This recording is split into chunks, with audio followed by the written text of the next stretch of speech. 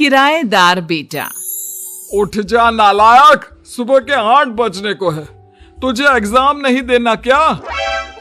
थोड़ी देर और सोने दीजिए ना पापा। तू उठता या फिर मैं तेरे ऊपर पानी फेंकूं? रोज गधों की तरह सोता रहता है, पेपर की कोई टेंशन ही नहीं है। और एक हमारा समय था जब हम पेपर में फेल होने के डर से रात भर पढ़ा करते थे, सो ही नहीं पाते थे। तो क्या आप उसका बदला मुझसे लेंगे? मैं 15 मिनट बाद उठ जाऊंगा, आप प्लीज जाइए, मुझे डिस्टर्ब मत कीजिए। इतना कहकर रौनक रजाई ढककर फिर से सो जाता है। तू वैसे नहीं मानेगा, रुक मैं अभी पानी लेकर आता हूं। बस फिर क्या था, इतना कहकर वो भागते हुए बाथरूम में जाते हैं और पानी की एक बड़ी सी बाल्टी लाकर रौनक के ऊपर फेंक देते हैं।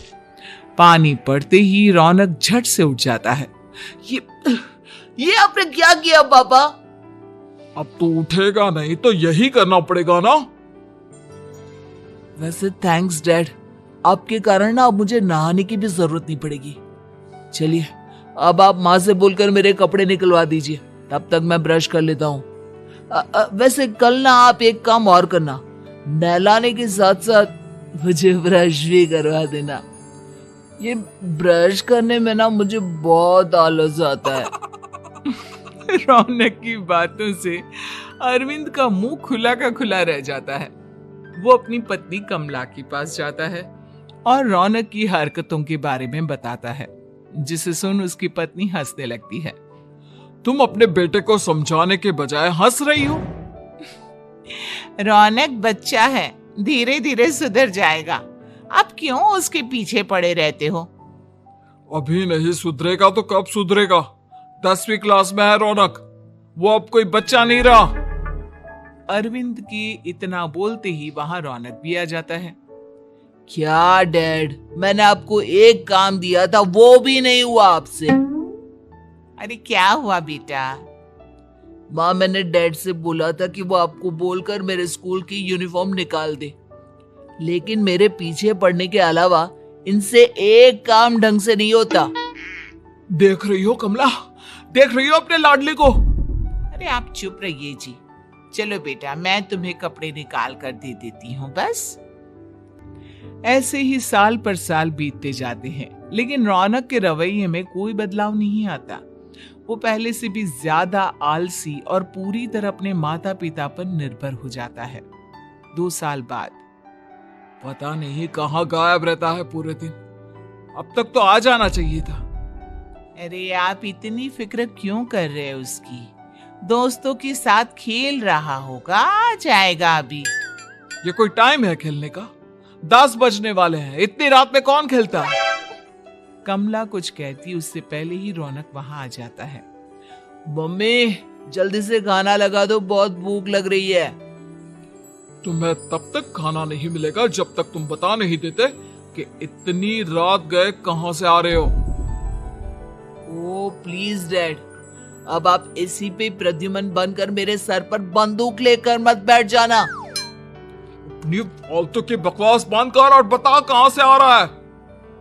माँ अब समझाइए ना डैड को। बता देना बेटा, इनको भी तसल्ली हो जाएगी। आप बोल रही हैं तो बता देता हूँ, मैं दोस्तों के साथ मूवी देखने गया था, इसलिए देर हो गई। तो इन सब चीजों में मेरे पैसे उड़ाता है? कभी 1 रुपया कमाने के बारे में सोचा है तूने? जब देखो हवा की तरह पैसे उड़ाता रहता है। माँ अब आप इन्हें चुप करा दीजिए, वरना ना मुझे गुस्सा आ जाएगा। अच्छा क्या कर लेगा? बता ना क्या कर लेगा तू? वैसे बात तो ठीक ही है, मैं कर ही क्या सकता हूँ, पैसे तो फिर भी मैं आपसे ही मांगूंगा ना। चलिए अब ये सब बात छोड़िए और मम्मी मेरे लिए खाना लगा दीजिए। अभी लगा देती हूँ बेटा।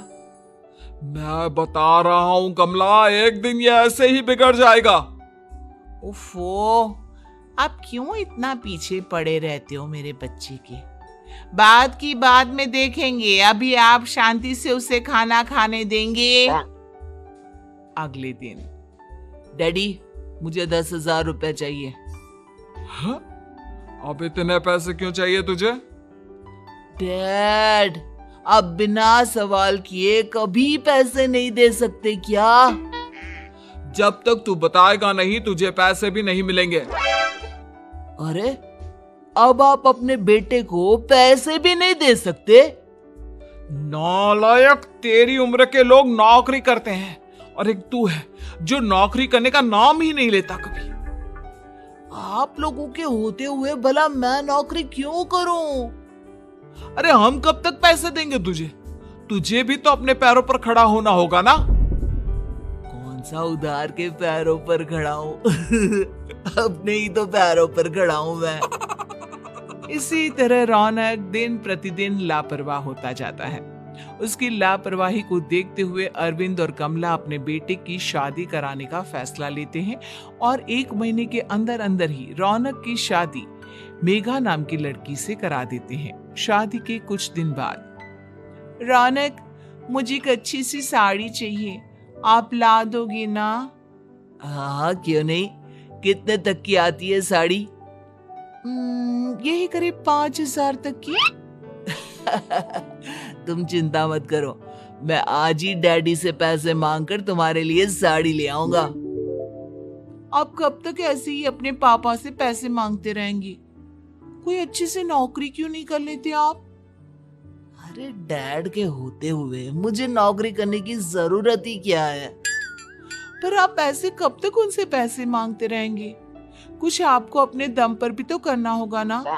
अब तुम भी बाकी लोगों की तरह मुझे ज्ञान देना शुरू मत कर देना। साड़ी चाहिए ना तुम्हें, मिल जाएगी बस। इतना कहकर रौनक अपने पिता से पैसे मांगने चला जाता है। डैडी, मुझे 5,000 रुपया चाहिए। अब 5,000 क्यों चाहिए तुझे? वो मेघा को साड़ी चाहिए थी।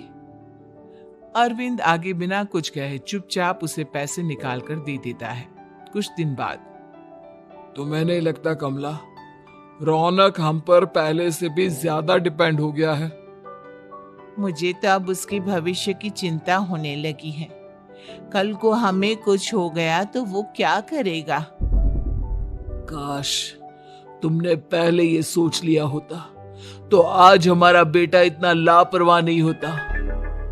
तब मुझे कहाँ पता था कि मेरा लाड प्यार उसे इतना बिगाड़ देगा कि वो इस हद तक लापरवाह बन जाएगा। कोई बात नहीं, अभी भी देर नहीं हुई। मुझे पता है उसे कैसे सुधारा जा सकता है। कैसे?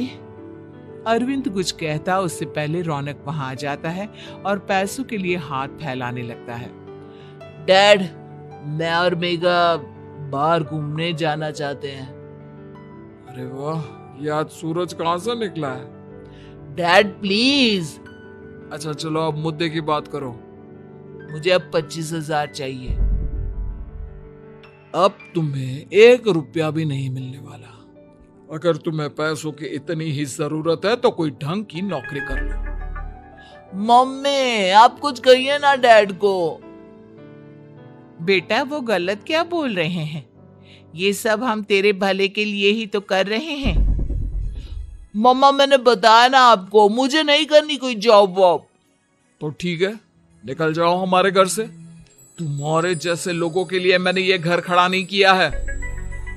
जितना ये घर आपका है ना, उतना ही मेरा भी है।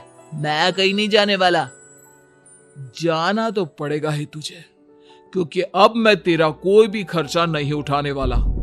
ठीक है, मत उठाइए मेरा खर्चा, मैं अपने दम पर भी जी सकता हूँ। तो बेशर्मों की तरह अब तक यहाँ क्यों खड़ा है? अपना सामान ले और निकल जाए यहाँ से। रौनक पैर पटकते हुए वहां से चला जाता है। घर से निकालना जरूरी है क्या उसे? बिना पैसों के कौन रखेगा उसे किराए पर? अगर उसका भविष्य सुधारना है तो हमें अपने दिल पर पत्थर रखकर ये कदम उठाना ही होगा। दोनों बात कर रहे होते हैं कि रौनक अपनी पत्नी के साथ एक बड़ा सा बैग लेकर घर से निकल जाता है, लेकिन घर से बाहर उसे कोई भी मुफ्त में अपने घर किराए पर नहीं रखता। अंत में थक हार कर वो फिर से अपने घर चला जाता है। क्या हुआ? थोड़ी देर पहले तो दहाड़ते हुए घर से निकला था, अब क्या हुआ? नहीं रखा ना किसी ने तुझे किराए पर? डैड प्लीज, मैं कुछ दिनों में कोई अच्छी सी नौकरी शुरू कर दूंगा, आप तब तक तो हमें रख लीजिए प्लीज। सुबह से रात हो चुकी है लेकिन कोई हमें रखने को राजी नहीं है। अब आप ही बताइए, इतनी रात को मैं मेघा को लेकर कहाँ जाऊंगा? ठीक है, बहू की वजह से मैं तुझे घर पर रख रहा हूं, लेकिन तू इस घर में एक बेटे की नहीं बल्कि एक किराएदार की हैसियत से रहेगा। 3 महीने है तेरे पास। इन 3 महीनों के अंदर अंदर मुझे तेरी पहली तनख्वाह हाथ में चाहिए, समझ गया? पक्का डैड, इन 3 महीनों के अंदर अंदर तो कोई बढ़िया सी नौकरी ढूंढ ही लूंगा मैं। ऐसे ही धीरे धीरे समय बीतने लगता है और अरविंद के दिए 3 महीनों में से 2 महीने बीत चुके होते हैं। पापा जी ने हमें 3 महीने दिए थे, जिसमें से 2 महीने तो बीत चुके हैं। अब ये आखिरी महीना बचा है। अरे तुम चिंता मत करो, आज मेरा ना 2 जगह इंटरव्यू है, दोनों में से कहीं ना कहीं तो जॉब लग ही जाएगी। अच्छा, all the best. Raunak interview के लिए निकल जाता है, जिसके बाद शाम में रौनक घर आता है। कैसा गया इंटरव्यू? आपकी नौकरी लगी या नहीं? अरे पहले सांस तो ले लेने दो अच्छे से। बताइए ना, मुझसे तो जरा भी इंतजार नहीं हो रहा है। वो दरअसल बात यह है कि मेरी नौकरी तो लग चुकी है लेकिन पैसे बहुत कम है। कितने पैसे हैं? 15,000। इतने में अरविंद और कमला मिठाई का डिब्बा लेकर आ जाते हैं। बधाई हो बेटा। हम जानते थे तेरी जॉब जरूर लगेगी। लेकिन मेरी सैलरी बहुत कम है मम्मा। कम है तो क्या हुआ, धीरे धीरे बढ़ जाएगी। हाँ बेटा, हम तो बस चाहते थे कि तू अपने पैरों पर खड़ा हो जाए। मतलब अब आप मुझे घर से नहीं निकालेंगे? नहीं, ये सब हमने तुझे जिम्मेदार इंसान बनाने के लिए किया था। थैंक यू मम्मी पापा, अगर आप दोनों ऐसा नहीं करते तो मुझे कभी अपनी जिम्मेदारियों का एहसास तक नहीं होता। आज आपने मुझे सिखा दिया कि इंसान का अपने पैरों पर खड़ा होना भी जरूरी होता है। इतना कहकर रौनक झट से अपने माता पिता के गले लग जाता है और अपनी कमाई की पहली तनख्वाह वो अपने माता पिता के हाथ में सौंपता है।